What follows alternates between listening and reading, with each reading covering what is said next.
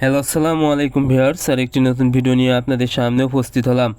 আজকের ভিডিওতে মূলত আমি আলোচনা করব দেশি মুরগির পা যদি ফুলে যায় এবং মুরগি যদি খুঁড়ায় খুঁড়ায় হাঁটে তাহলে সুস্থ করতে কী ওষুধ ব্যবহার করবেন। আপনারা যারা দেশি মুরগি পালন করে থাকেন, দেশি মুরগির একটি কমন রোগ হঠাৎ করে মুরগির পা ফুলে যায়, পা অবেশ হয়ে যায় বা পায়ে বিভিন্ন ধরনের ঘা হয় এবং মুরগি সঠিকভাবে হাঁটতে পারে না, যার কারণে দেখা যায় মুরগি ঝিম মারে এবং না খেতে পেরে কিন্তু মুরগি মারা যায়। সেক্ষেত্রে আপনারা যদি কিছু সতর্কতার সাথে কিছু ওষুধ ব্যবহার করেন তাহলে কিন্তু মুরগিকে দ্রুত সুস্থ করা সম্ভব। এখন বুঝতে হবে আসলে এই সমস্যাটা হওয়ার কারণ কি।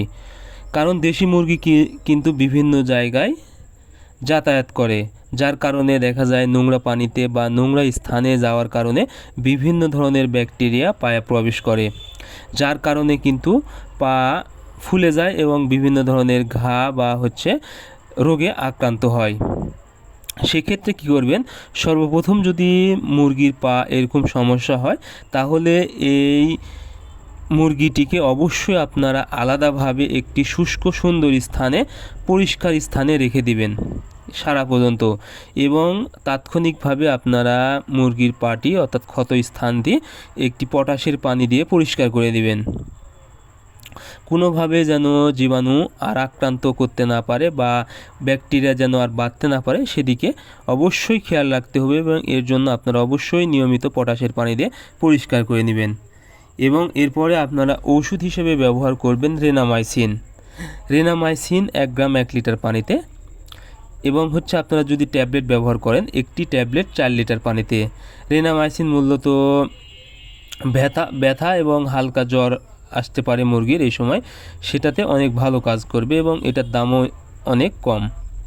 এরপরে আরেকটি ওষুধ আছে, সেটা অ্যামোক্সিসিলিন আপনারা 1 গ্রাম 1 লিটার পানিতে ব্যবহার করবেন। যদি পাউডারের দাম বেশি হয় সেক্ষেত্রে আপনারা এটারও ট্যাবলেট পেয়ে যাবেন, একটি ট্যাবলেট 4 লিটার পানিতে ব্যবহার করবেন। অ্যামোক্সিসিলিনটা মূলত ঘা শুকাতে অনেক ভালো কাজ করে থাকে এবং ব্যথানাশক হিসেবেও কিন্তু ভালো কাজ করে থাকে। আপনারা রেনামাইসিন এবং অ্যামোক্সিসিলিন এই দুইটা ওষুধ যদি ব্যবহার করতে পারেন, আশা করি আপনাদের মুরগির পায়ের ক্ষত স্থান বা যদি ঘা থাকে বা ব্যথা থাকে, যে কোনো সমস্যা একদম ঠিক হয়ে যাবে এবং মুরগি কিন্তু সুন্দরভাবে এবং সুস্থভাবে হাঁটতে পারবে। সো আপনাদের মুরগি যখনই এরকম সমস্যা হবে, অর্থাৎ খুঁড়ায় খুঁড়ায় হাঁটবে বা পায়ে বিভিন্ন ধরনের ব্যাকটেরিয়া দ্বারা আক্রমণ হবে, আমি যেভাবে বললাম সেই অনুযায়ী যদি ওষুধ খাওয়াতে পারেন, আশা করি আপনাদের মুরগি একদম সুস্থ হয়ে যাবে। সো আপনারা অবশ্যই, যদি আমার ভিডিও ভালো লাগে ভিডিওটি শেয়ার করবেন এবং অন্যদেরকে দেখার সুযোগ করে দিবেন, আর নিয়মিত ভিডিও পেতে অবশ্যই চ্যানেলটি সাবস্ক্রাইব করবেন। ধন্যবাদ সবাইকে।